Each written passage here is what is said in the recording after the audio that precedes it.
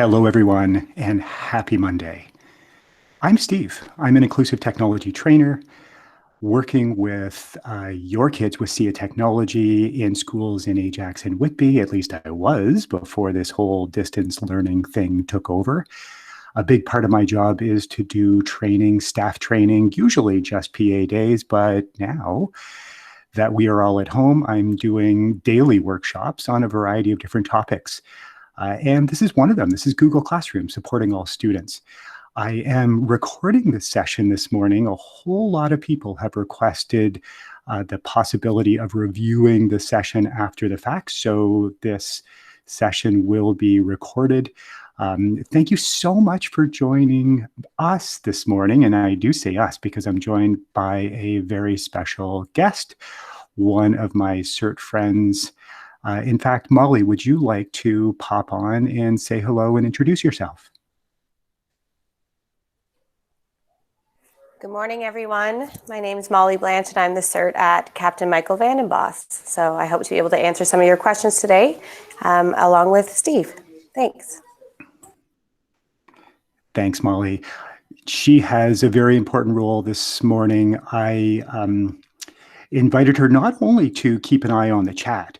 We've got some 40-odd participants this morning, and even though I do have two eyes, I'm not able to, at least very well, see what's going on one of my screens while I'm presenting. So Mollie is going to be following along on the chat. She also brings a diverse set of experience and expertise in her role as a CERT that I find really valuable, and I think you will too.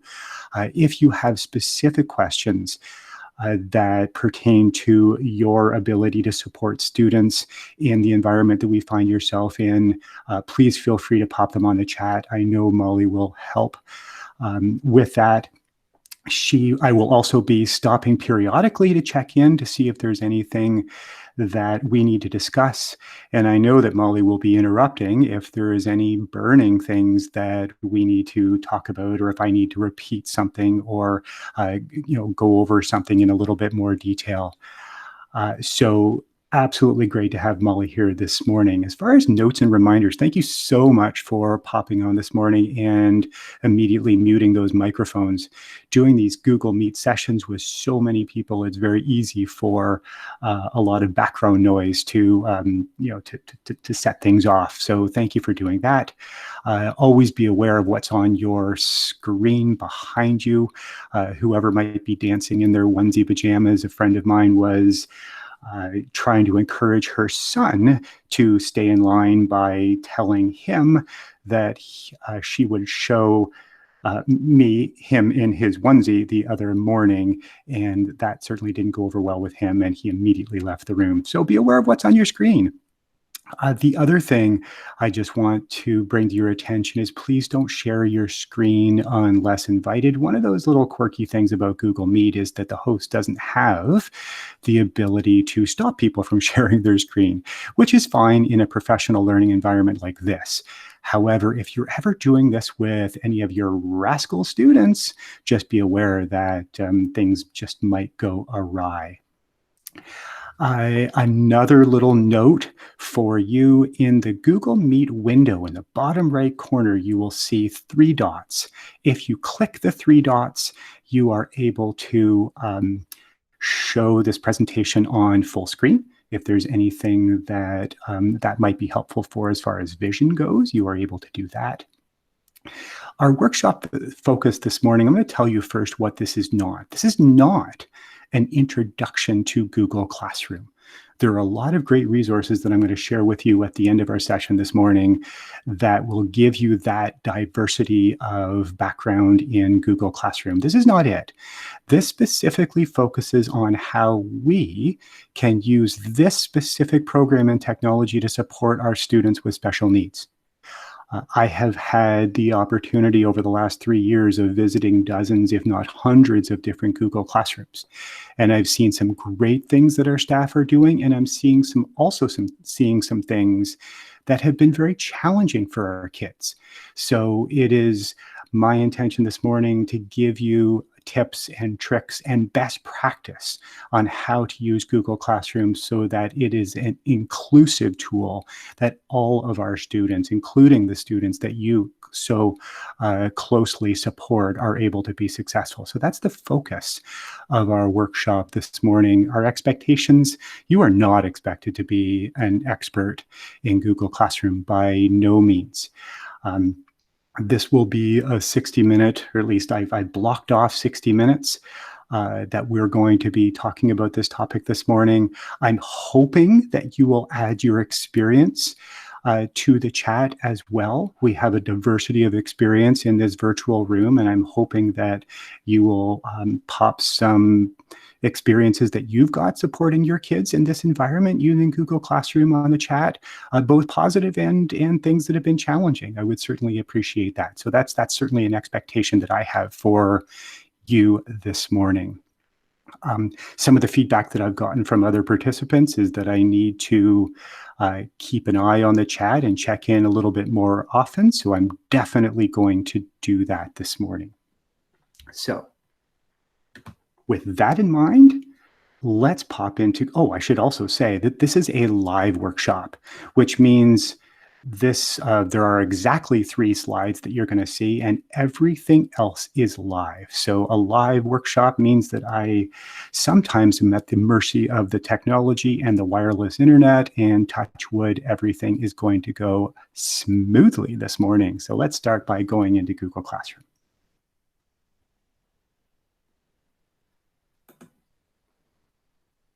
Now, interesting. One of the things that I've learned over the years working with our kids is that they love to type, whether they are particularly good at it or not. One of the first things they do when I ask them to go into Google Classroom is they pop open a tab and they start typing.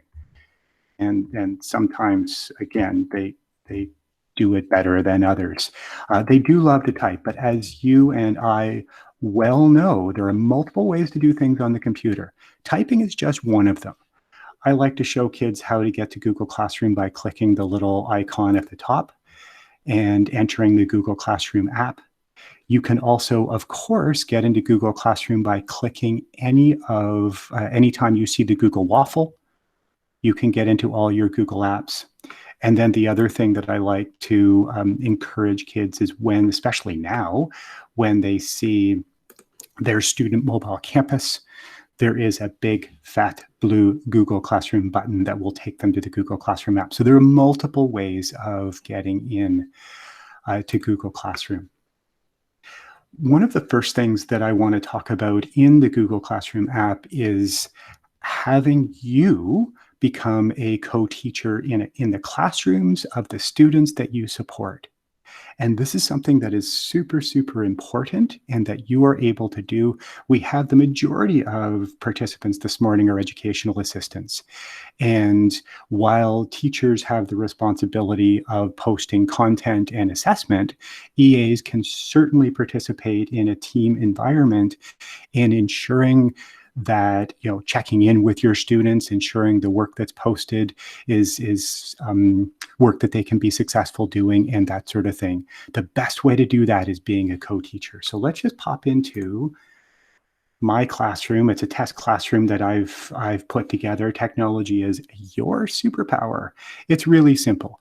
You would ask permission, of course, from the owner of the classroom, whether it's a CERT or a classroom teacher. And it's just a matter of going to the People tab, clicking the plus sign, and then typing the name of the individual that you want to join. I wanted to add Mr. Khan, and I can do that. And then I click invite. And the next time that Brandon goes into the Google Classroom app, he's going to see a blue, I believe it's blue, invite link right here that he can click and he can join. And he has all of the rights and permissions of the owner of the classroom, except I believe he can't archive or delete the classroom, which is probably a good thing. So that's an important thing. If you haven't already done so, I would really encourage you to do that. This is a team effort, especially now more than ever, and having multiple sets of eyes on our students who have the greatest need is certainly a good strategy. It takes a village, right? Here's one thing, a pro tip I want to share with you. If you do that, one of the things that I would encourage you to do is turn off your email notifications. Every single time a student comments on an assignment or turns in an assignment or new assignments are posted or materials or anything, emails are sent out. Your inbox, your email inbox will very quickly become flooded with notifications. It's easy to turn it off though. Scroll down, you're looking at the 3 lines, scroll all the way down to settings, click, and right here where it says notifications, this is the button that you want to make sure is off, and this is the off position. Watch what happens if I turn it on. Click. Look at all the ways that you can get new emails. Isn't that exciting? No, turn it off. Okay, I've had reports of hundreds of emails flooding in before they were turned off, so definitely do that. Let's go back. Now, what I will be doing periodically is popping back to my agenda just to make sure that I don't forget anything this morning. Yeah, just help me keep on track. So co-teaching, notification, accessing Google Classroom, check, check, check. Let's go in and talk about a little bit of classroom design, specifically the distance learning edition, because the way that we're putting together our Google Classrooms now in a distance learning environment is slightly different, or at least should be slightly different. So let's talk about that for a second. I'm going to go into another classroom, and this is a friend and colleague who teaches over in Da Vinci and Ajax. Her name is Laura Seifert, and we spent a couple hours together a few weeks ago re-engineering her classroom. When I'm looking at this, one of the things that I like is that she has got this, this list of assignments that are due. This tells me right off the bat that she has put due dates on her assignments, and that's especially important for the kids that you and I support. So due dates, absolutely. Let's click and pop into Seifert's classroom. She keeps the stream open for her kids as a way of letting them know what's going on. So she posts communication, outbound communication with her kids, and she leaves it open so her kids can connect with each other. Lovely class of grade 4 students. And it's a really good social connection for all of them to connect back and forth with each other. So this is the stream. And this is the way that Laura sets it up. And I really like how she does that. Let's pop into the classroom or classwork tab. The thing that I want to stress or point out here is that Laura has organized her classroom in sections by date. So she makes it really easy for her students to find out what they need to be doing this week. And this is really super easy to do, setting up a topic. And I'll show you in a couple of minutes. I'm not going to do it on Laura's classroom. I'll do it on my own. But it's easy to set up a new topic with a date. Why is that important? So our kids can quickly take a look and just see, okay, it's this week, May 11th to 15th. These are the things that I'm going to need to do, as opposed to scrolling and scrolling and scrolling and scrolling. Okay, because there's lots and lots of things. So typically in a blended learning environment, and blended learning is when we have a combination of in-person classroom instruction and technology, it's perfectly fine to have a language section and a science and a social studies and a French, because you are there to support your kids if they can't find anything. So perfectly fine. And it's easy to reorder sections. One thing that I am going to do is I'm going to take this great section of tech tools, videos, and I'm going to move it up so that priority there it is, right next to or right below the most important things that she's got for her kids. Now, down on the left-hand side, there are filters that will only show on the screen what is in a particular topic or section. So if I click that, then you're going to see the only thing there, and it expands all of the assignments and material so you can see the instructions and the attachments and the comments. Okay, again, a very easy way to simplify everything for your students is organizing it by topic, by date for this distance learning situation that we're in so far. I am going to, let's see, is there any, actually, before I forget, I want to show you in my classroom how to create a topic. Let's go back to technology as your superpower. And in the classwork section, so this is the first assignment that we're going to be working on this morning, and it's called Assigning the Right Work, Providing Great Instructions. Let's go into Edit. Let's say that I wanted to change the topic. I wanted to add a new section for this week. So here is the assignment. The topic is down the right-hand side, and this is what this is specifically created for this workshop.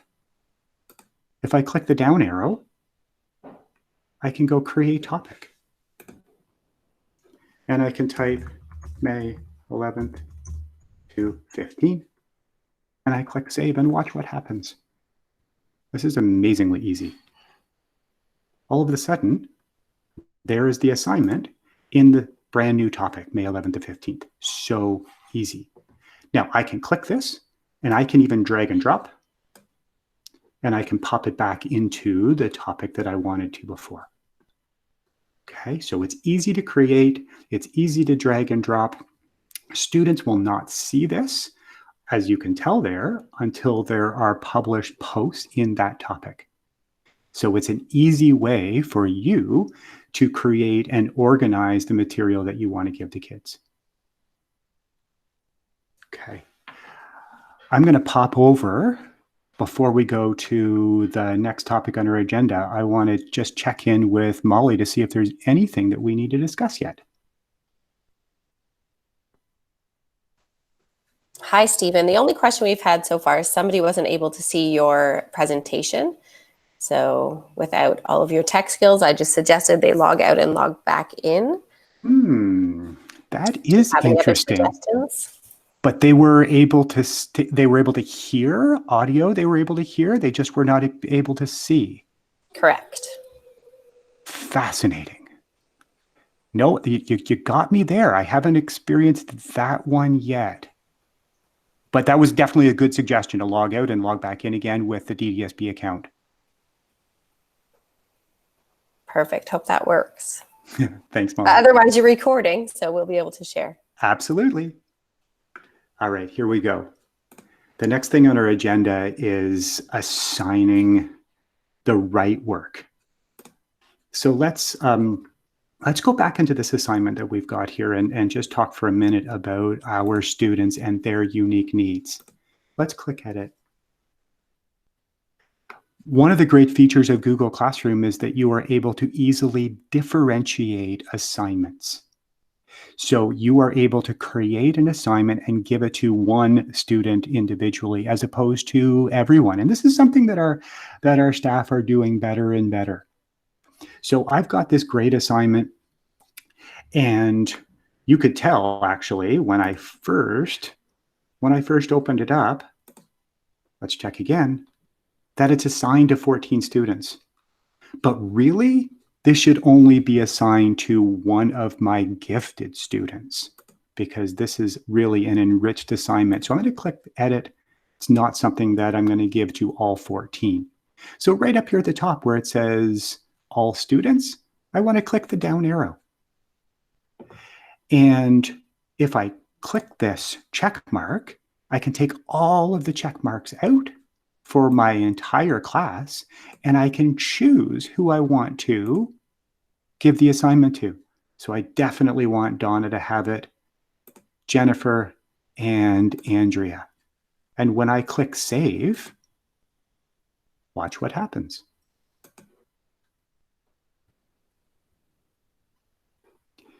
Now you can see that I've got 3 students assigned to this particular assignment.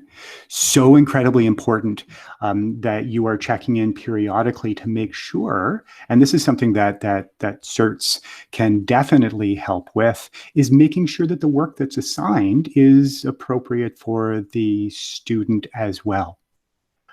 You can tell very quickly if students are struggling because they're not able to do the work that's been assigned to them. It is easy for me as an educator to take this assignment and copy it and use it, modify it, that sort of thing. Okay, so when I'm in my classwork, I can create a brand new assignment, and instead of clicking the assignment, I can reuse any of the posts that I've created in the past. And this is absolutely awesome. So I can even select the classroom, and I can even make a copy and reuse an existing assignment. So I don't have to reinvent the wheel every single time I'm creating an assignment. Okay, so it is really simple with Google Classroom to make sure the right work is assigned to our students, because you always want to make sure that you are giving students the work that's appropriate for them. Okay, so here is this, this brand new assignment. So I can make changes, I can reduce the amount of work that I want to give my kids, and then I can choose the students in my classroom that I want to give it to. Put it in a different topic. And the great thing is, this assignment, and let's go back to my example from before, this assignment right here, only the 3 students that have been assigned the work are going to see that assignment in their classroom stream.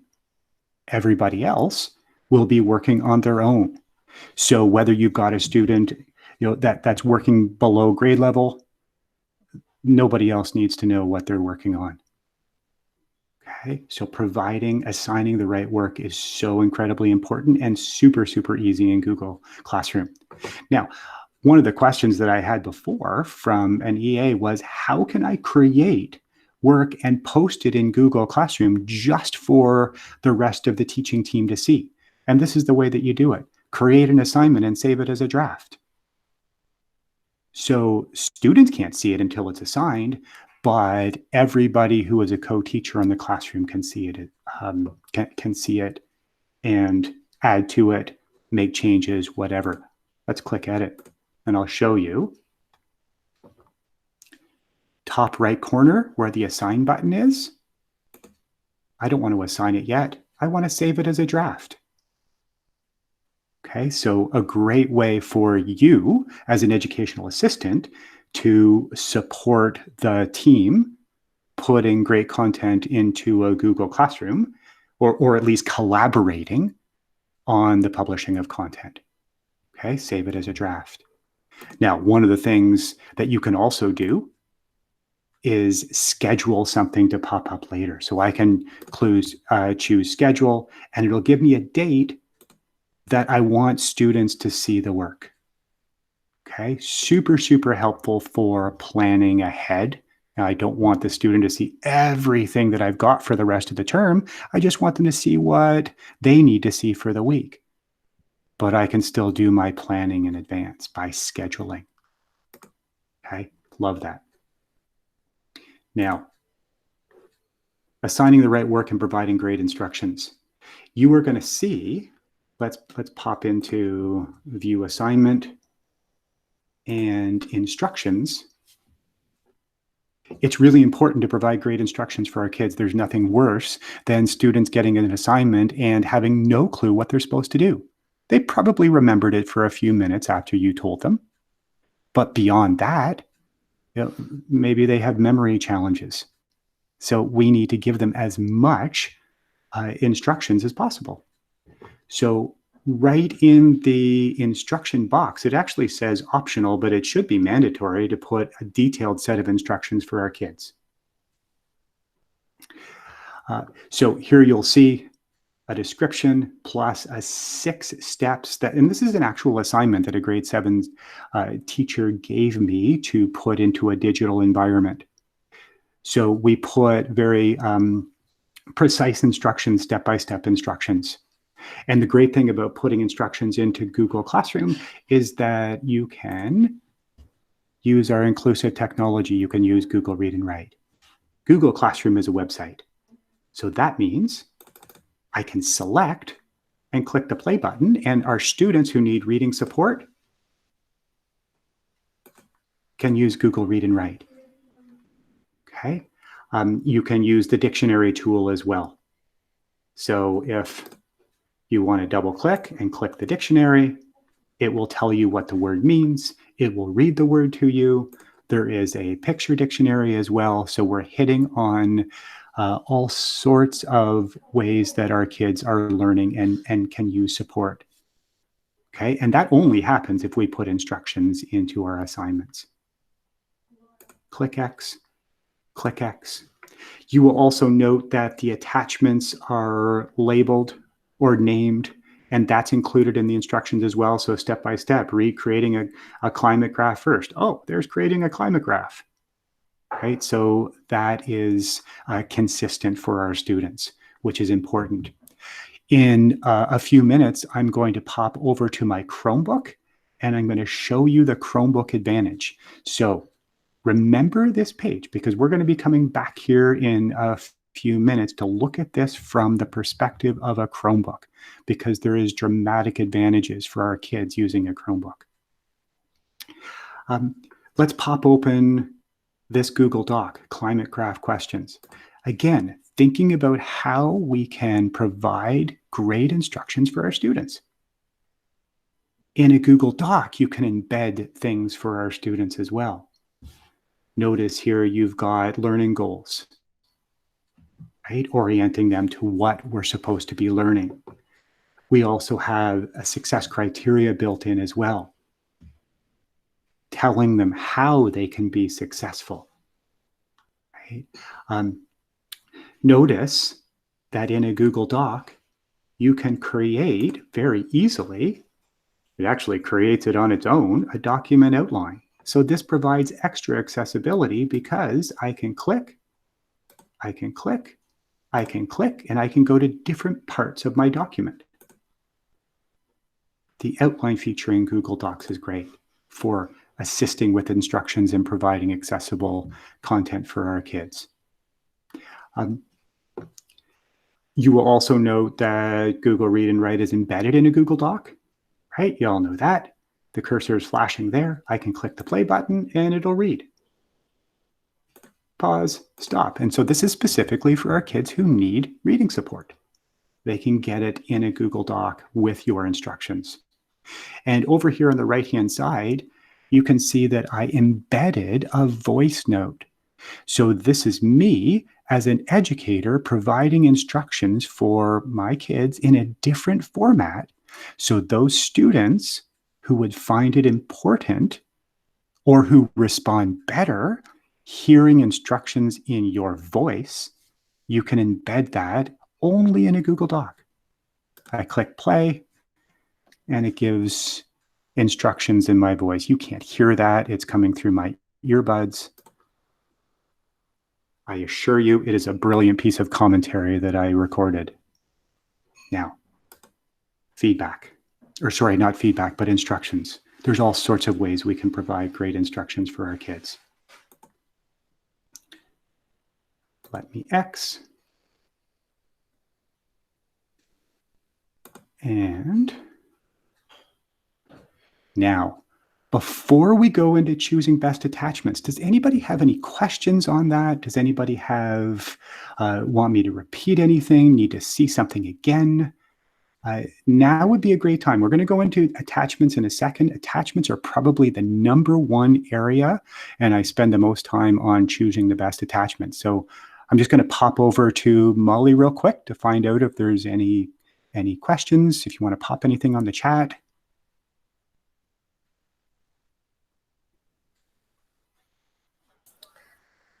There haven't been any questions pop up yet, Okay. but I just wanted to highlight some of the things that you shared, which I thought were really important, which is that the privacy piece of our students are identified students. So how great it is that we can assign work specifically to students. That's something that I've had questions from our teachers about. So I know that they would appreciate the support from the EAs. Also wondering how some of you are supporting your teachers. If we could share some examples in the chat. I know some EAs have taken over, say, a word work topic within a classroom, or they're posting some self-regulation information or even social stories. If any of you want to pop into the chat and share how you've been doing it, that would be really helpful as well. Such a great suggestion. Thank you, Mollie. I hope people jump on that. Okay. Let's talk about attachments. This is my favorite topic. I don't know, am I geek? What? All right, here we go. I want to click X on Google Read and Write. Let's go back into the main page, go back into classwork, and look, I've got an assignment called Choosing the Best Attachments. And I'm going to view this assignment. And let's go into instructions. Now, here's what I've got. I've got an assignment here, and the purpose of this is just to show you multitude of attachments. It's the #1 area that I still continue to see our staff having difficulty putting content into Google Classroom.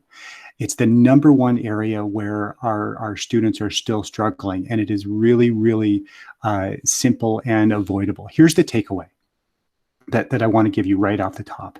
If at all possible, the content and the resources and material can be provided in a Google Doc format, please do so.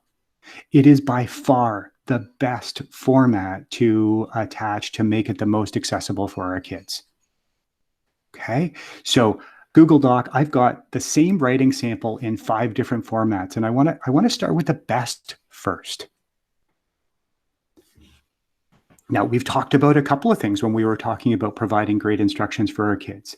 When you have something in a Google Doc format and it is text, it is instantly readable for our students that require that reading support. Because it's a Google Doc, Google Read and Write is automatically embedded, and you have all of the tools. Super, super important. So sometimes it pops up, sometimes it doesn't, and it just needs a little bit of extra encouragement by clicking the purple puzzle piece. Right? We had done this before. Your cursor's flashing, I just click play and it reads. It's the easiest thing for our kids. And really, we want to try and keep things as easy as possible for our kids with special needs. Play, pause, stop. It cannot get any easier than that. Right? The dictionary, the picture dictionary, if I wanted to use the speech to text tools for students who need support with their typing, it's easily embedded. Clicking the microphone, I can just start talking right now and my persuasive paragraph appears. There are integrated tools so that the sentences are read back to me after I have typed them. I enter the punctuation. It is all there in a Google Doc and nothing else. I had showed you a voice note and I had promised you that I would show you how to use it. It's really, really simple. Now think of the scenario where your student perhaps has an impediment to their speech. That same student may not be successful with a keyboard, but man, does that student have great ideas. Right? The voice note is the tool where the student can tell you what they know using their own voice. So click, and up it pops. And I can record, students can record up to a 1-minute voice note. So I click. This is where I'm going to give you a persuasive paragraph about why I think Chromebooks are way better to use than yoga laptops. Stop. Okay, that was brilliant. I can listen to it again. When I'm happy with it, I click insert. Again, this is me being a student and showing what I know using my voice instead of talking into the microphone and having it type or typing on the keyboard. So it's another tool. So you'll notice that the screen disappeared, and in a couple of seconds, it should pop in. It typically does. Where are you? Voice note. Did I mention this was a live workshop? I'm just going to do a quick refresh of my Google Doc. Sometimes it pops in immediately. Other times it needs a little persuading. But for the most part, it is a pretty solid addition to the Google Doc and Google Read and Write suite of tools. Now, while we're waiting for that, I want to talk to you about a very important caveat. Pictures sometimes don't help. Hey, what do you mean? A picture says 1,000 words. Well, that's true, except when the words are copied and pasted in the form of an image or a screen grab. And sometimes this is what happens. So people see things that they like online. They just do a quick screenshot. They dump it into a Google Doc, and they think, hey, it's all good. This is a Google Doc. It's great. Well, except for your students that require that reading support, because this is a picture. This is not text.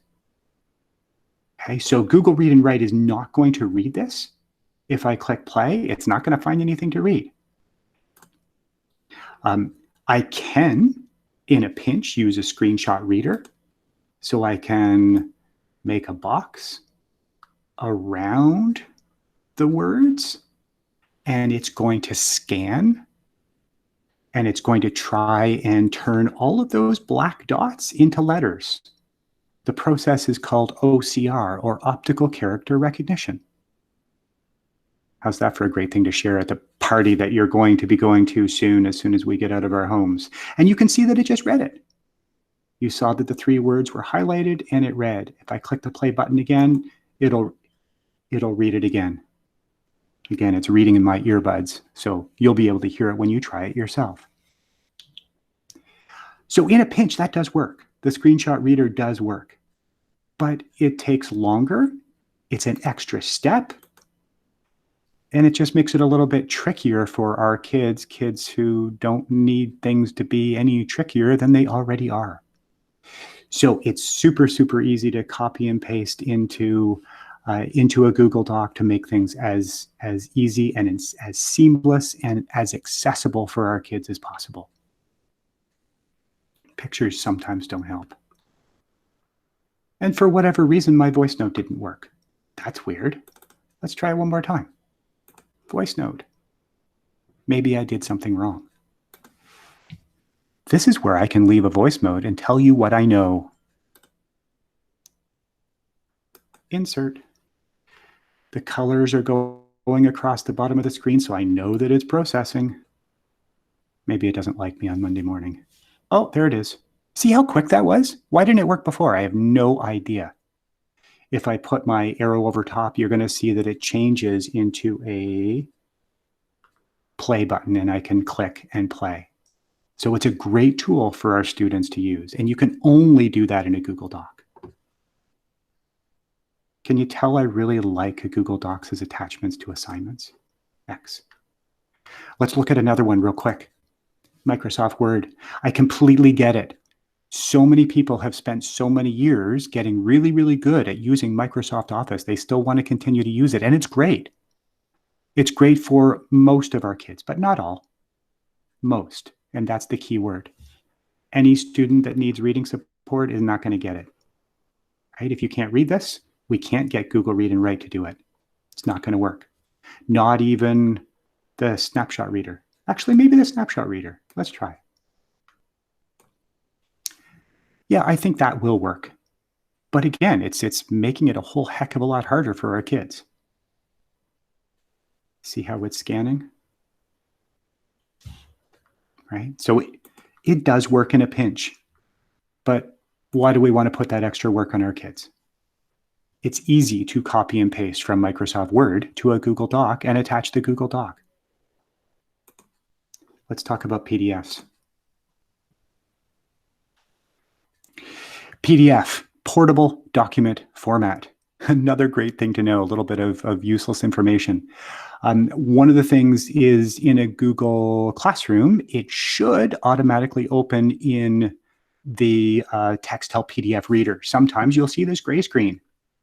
Troubleshooting, click refresh, and it's going to pop up. So PDF was a format that was invented about 25 some odd years ago as a something that can be easily used to publish material on the internet, regardless of what computer was accessing it, whether it was a Mac or a Windows PC or a tablet or later a smartphone. PDF. And PDFs, they work great using the TextHelp PDF Reader. It's not as seamless and as easy and straightforward as a Google Doc, but it does work pretty well. I can select this text and I can click play, and you're going to see that it's going to read. So for reading support, assuming this is text, it works fine. I can use the dictionary and the picture dictionary. I can even add text using the ironically named typewriter tool. I click it, and then I click the document, and it pops open a text box. So think of this as putting text boxes on top of the PDF. This is where I can put my answer. It will read it back to me, which is good. I can even use my voice in speech to text using talk and type. It works a little bit differently. When I record my sentence, it will actually pop it in after I am finished. See that? So like in a Google Doc where it is typing as I'm talking, in the PDF Reader, it waits till I'm done and I click the button and it pops it all in on its own. It's something our kids can handle. It's just a little bit different and they just need to know about it. I can move the box around, which is important. I can make the text bigger. I can make the text smaller. I can make the text pink. So much fun. When I'm happy with it, I click the check mark and it pops it in. Okay. If I don't like it, I click the X and it goes away. Now, notice, perhaps you remember what I said earlier, it will read if this is text. So the caveat with a PDF is we don't always know when when the PDF is going to work or where it came from. Sometimes you'll open up a PDF and there'll be a message underneath that says, unable to locate text in this document, or something like that. And the play button doesn't work. That's because wherever the PDF came from, it was actually a picture and not text. Now, there is a process, and I'm not going to go through it today, but there is a process that you can run your PDFs through, and it's through an app called Snapbirdr, and it is mind-numbing. So I'm not going to try and go over it this morning, but it is something that can be done to turn this into text. So double check your PDFs first to make sure that they're readable, and your kids will definitely be more successful. More attachments. So that's PDF. So we've done Microsoft Word. We've done Google Docs. We've done PDFs. I want a quick touch on slides. Oh, image. Yeah. We've mentioned this briefly. Sometimes people will find images and then just pop them into the Google Classroom. And that's great if your kids can read. Right? I can use the Purple Puzzle Piece Snapshot Reader to read this if reading support is required. But it's not the most optimal format. Let's take a look at a Google slide. Google Slides is a native Google application, so it should work well with Google Read and Write. And for the most part, it does. The reading support is integrated. So this is text, and I can click the purple puzzle piece, and I can read this if reading support is required. But what it will not do is it will not allow me to use talk and type in the body of the slide. So if I click and click talk and type, you're going to see that the words are added in the speaker notes at the bottom. So I can't put it directly in. And that means that if I want to add this into my slide, I've got to copy and paste it. Again, giving our kids a little bit too much extra to do. Okay, so there it is. Now, the other issue with a Google slide is the vision piece. Because it is broken into sections the way a Google Doc is not, sometimes it's harder to see for our kids. Okay, so a student can click and present to make it bigger, which is great. However, if they need to then do some writing, then that becomes more problematic, and they have to get out of the present screen and go back into the smaller format here. Now, of course, I can make this a little bit bigger. I can zoom this in, right? And that sort of thing. It just gets a little bit finicky. Now, in just a minute, I'm going to pop over to my Chromebook because I want to show you a couple of things with the Chromebook and some of the accessibility tools that are really super for our kids. But first, I want to go into another Google slide and show you real quick something I see quite often, and that's when we find things that are beautifully formatted that we want to use. But again, it becomes problematic because these are pictures and not text. So for reading support, it's really difficult. Okay, so what I'm going to do right now is I'm going to pop over to my Chromebook, and while I'm doing that, I'm going to ask Mollie to jump in and if there's anything else that we need to discuss. Hi, Stephen. So we've had lots of great ideas and suggestions in the comment section of ways that you're all currently supporting your students. There seem to be some questions about read and write, and I know you've created some videos and documents showing everyone how to switch from French to English in the past. I'm wondering if you can direct us all towards that before the end of the presentation. Absolutely. Yeah, that's part of the resources that we're going to be taking a look at near the end of our agenda. Yes, for sure. Perfect. Thank you. Okay. So remember this page? We had looked at this earlier. Now we're taking a look at my Chromebook. And one of the things that I wanted to show you, we're going to view this assignment and we're going to go into instructions. I want to talk about the Chromebook Advantage really quickly. There's some amazing accessibility tools on the Chromebook. And interesting, I'm doing a workshop tomorrow morning exploring accessibility tools on the Chromebook. And this is a sneak peek because here's two of them that are super, super helpful for our kids. One is Select to Speak down on the bottom on the shelf. It will read anything on your Chromebook. All I need to do is I need to click it and then click the text on the screen, and it's going to put that red box around and it's going to read it. Why is that important? It's important because I put instructions in here that are readable, but this is not readable with Google Read and Write. So using the Select to Speak tool, I can read all of the text on my Chromebook. So incredibly important. Okay. If I pop back into this Google slide, we were just here just a moment ago, and I told you that talk and type does not work in a slide. It's true, it doesn't. Luckily, there's an accessibility tool in the Chromebook that allows you to use speech to text right in the body of a Google slide, and it's called Google Dictation.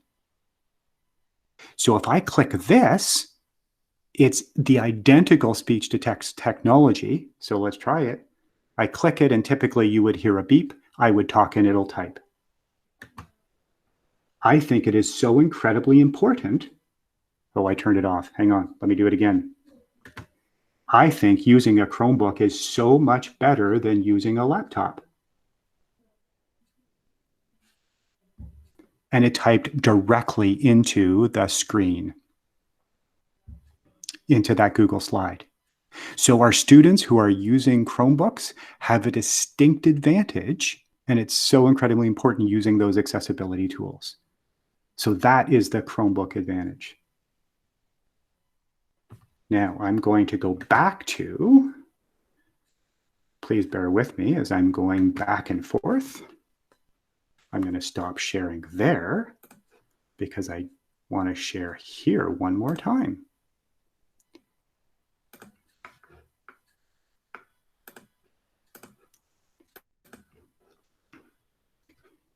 Okay. Choosing the best attachments, the Chromebook Advantage. Let's take a look at keeping track of work from two different perspectives.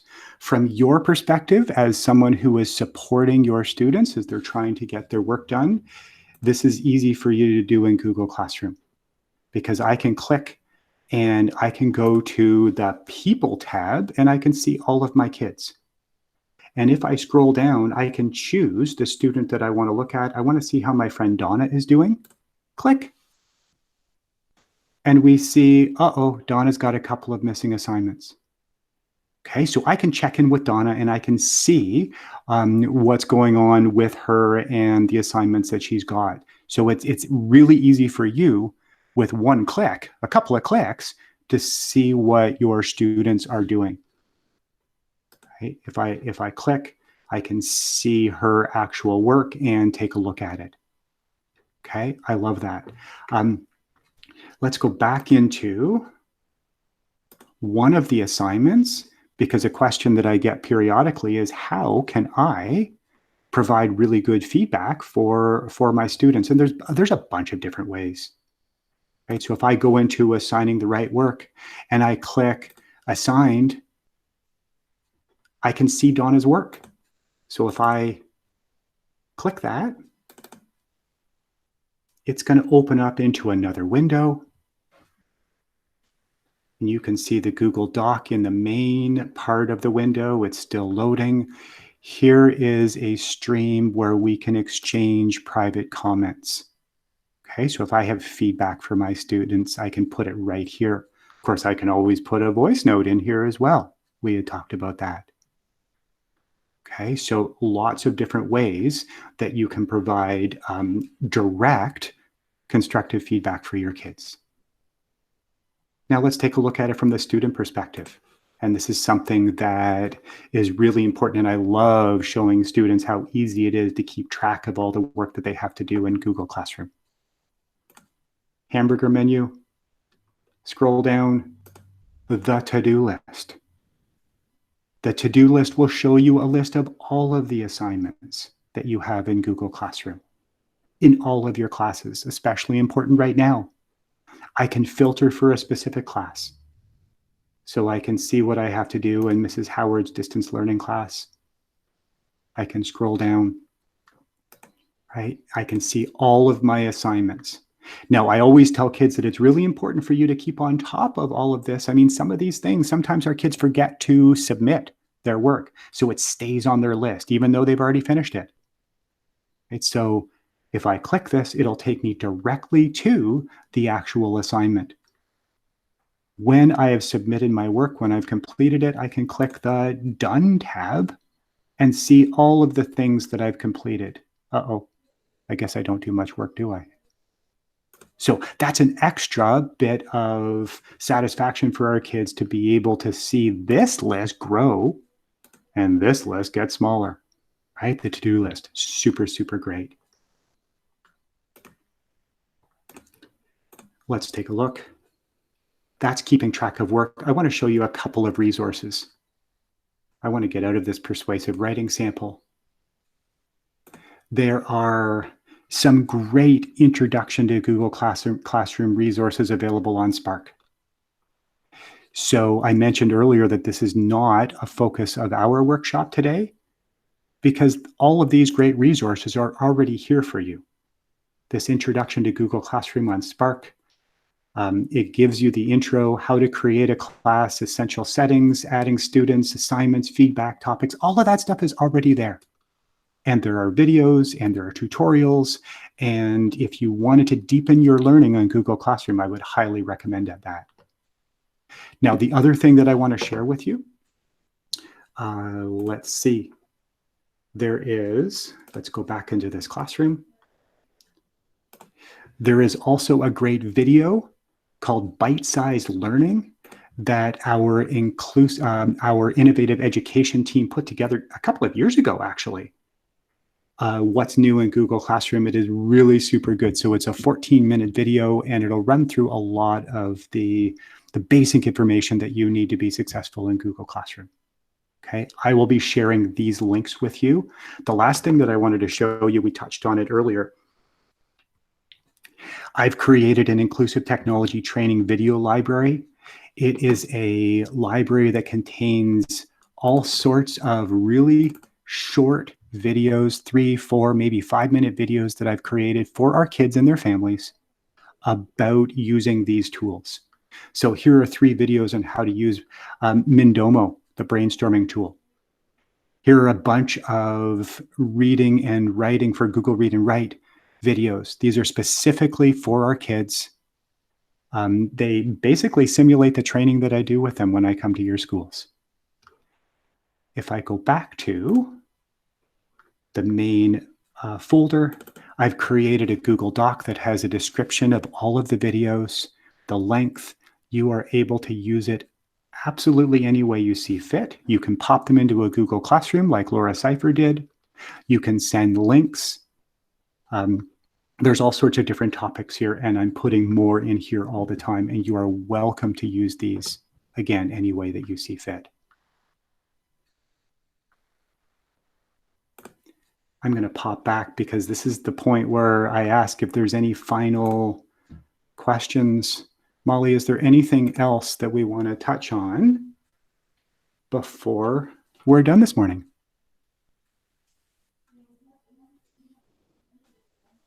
I think that you've covered a lot of information, Stephen, so people are maybe going to want to revisit this. Did you say where you're going to post this? Is that where it is, that bit.ly that you're showing right here? Actually, no, I will be sending out an email in about 10 or 15 minutes with links to the additional resources and hopefully a link to the recording of this session. The bit.ly is actually a survey in about 2 minutes that it will take you to pop in there and give me any feedback that you might have about this session. We still have a half a dozen of them to go with hundreds more EAs. So if there's any suggestions that you've got on how we can improve this, I would certainly appreciate it. So that's what the bit.ly is. That's great, Stephen. Thank you so much. I know that I also learned a lot today. It was great having you, Mollie. Thank you. And I'm going to pop the link in the chat just to make this even easier for you. And if there's no other questions, thank you very much, everyone, and have a great day.